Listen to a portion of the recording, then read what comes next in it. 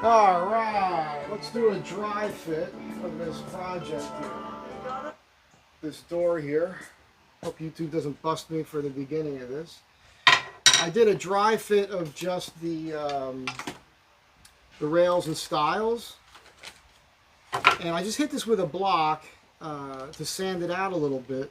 Again, this is a closet door, odd shaped closet door for a tiny little closet under a set of stairs. And I hate when the points fall out of the pencils. This is a pine. It was a knotty pine. A lot of this is pretty clear though. And 2 strips of cherry taken from the other material.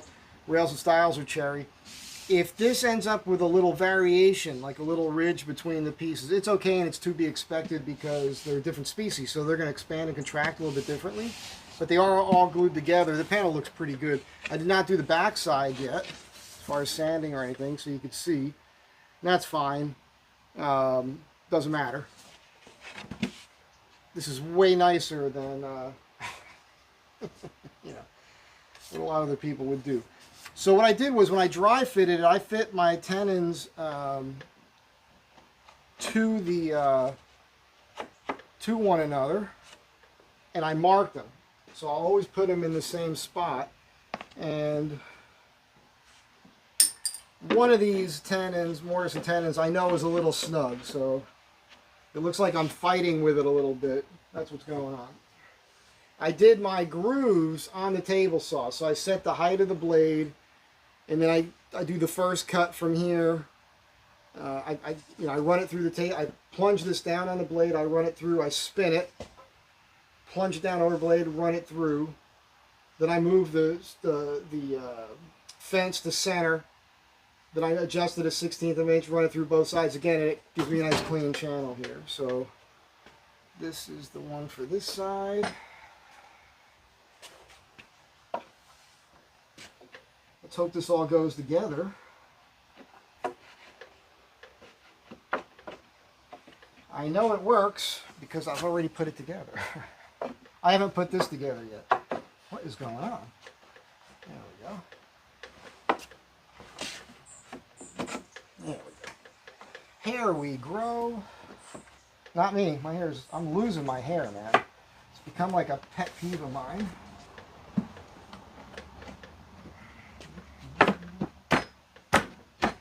That's pretty good. Not bad. Not bad.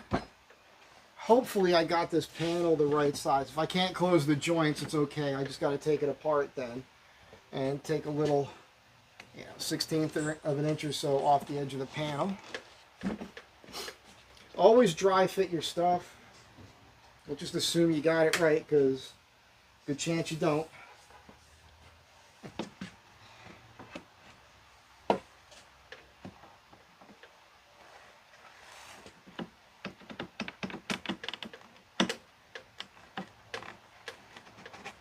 That's the tight one.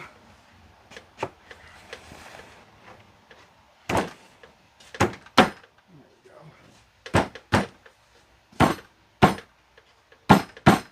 we go. It's not too bad. Not too bad. It's a little...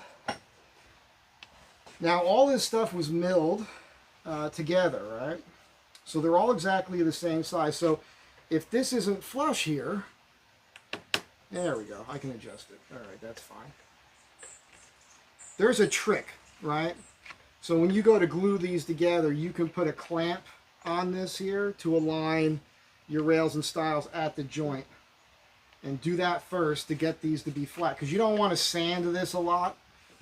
I made that mistake a long time ago. About 30 years ago, I was given a job to make some screens that were all Morrison tenon screens. And I sanded too much here, and when you put the finish on it and the light hit it, you could kind of see a little bit, the slightest bit of a divot there. You don't want that. These are perfect. This one's a little off, but that's okay. I can adjust it. Now, if I can't adjust it, let's say I can't wiggle that and make it perfect, then what I'm going to have to do is I'll have to go in here and adjust the tenon. I'll have to shave it down a little bit on an angle or something to get that to twist up. But there's your panel. Let's see what this looks like on the camera. Let's back this out.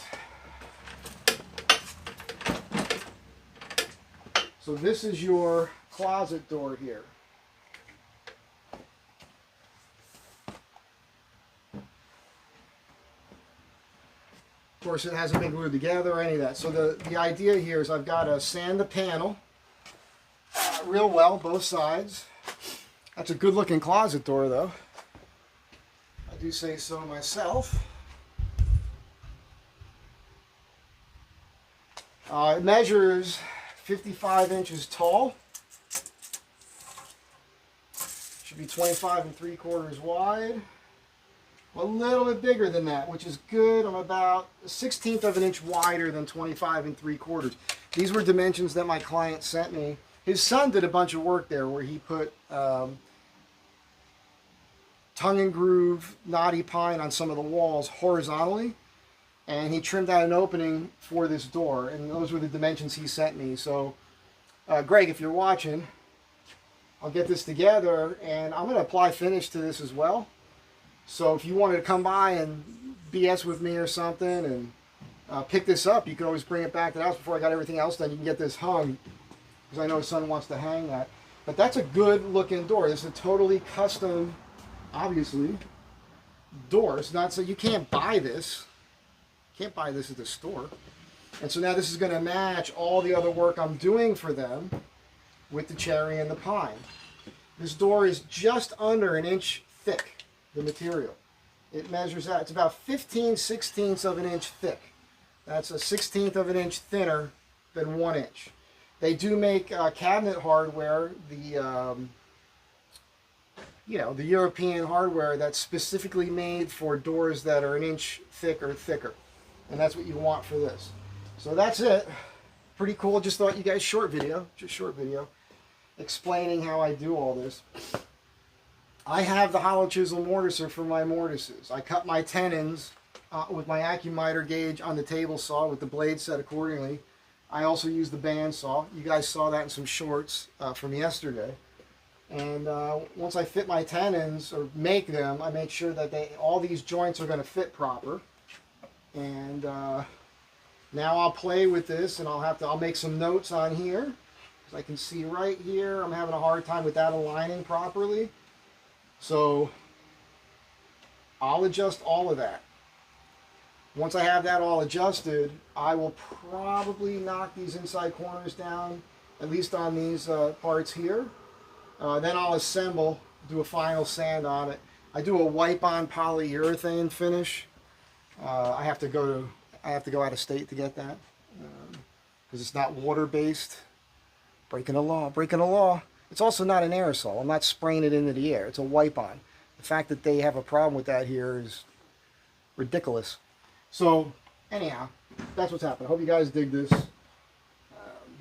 Making doors is a thing. It's not a thing a lot of people do well. You have to spend a lot of money to have custom doors made. There's a lot of technique and skill involved in it. But the bottom line is just be precise. Be as precise as possible. Make sure your milling is accurate. Make sure you mill all the movement out of these parts first. When possible, try to get vertical grain. These two pieces here are flat grain. They don't matter as much. This cherry isn't going to move anymore. And then when you're cutting out your tenons, everything has to be perfectly 90 degrees, flat, dead on, accurate. Because if it's off by a couple degrees, then that's just not going to lay flat, and you're going to see that. It's going to be a problem when you try to hang the door. All right? That's it. You guys be kind to one another.